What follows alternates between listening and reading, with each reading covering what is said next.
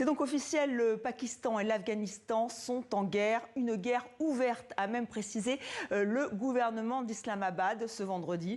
Après avoir bombardé les talibans dans la nuit, l'armée pakistanaise survole l'espace aérien afghan.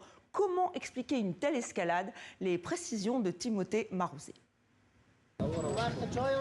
Ce vendredi matin, dans les rues de Kaboul, l'heure est au ramassage du verre cassé, symbole de l'intensité des frappes survenues dans la nuit.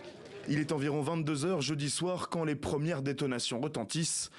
Les frappes aériennes proviennent du Pakistan, qui cible également la ville de Kandahar ainsi que la province de Paktia dans le sud-est de l'Afghanistan. Plus tôt ce matin, près de la frontière, de nouveaux bombardements ont résonné dans les montagnes. Des attaques ciblées et accompagnées d'un message clair du ministre pakistanais de la Défense. Notre patience a atteint ses limites. C'est désormais la guerre ouverte entre nous et vous.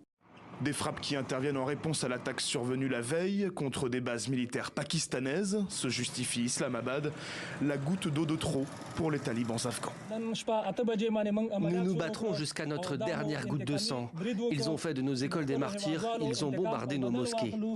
Chaque camp se rejette la responsabilité et cela dure depuis des décennies.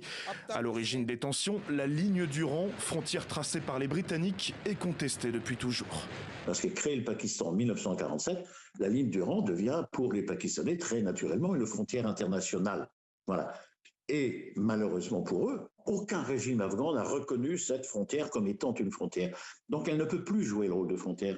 Un conflit larvé de plus en plus inquiétant, d'autant que toutes les tentatives de médiation précédentes sont restées infructueuses.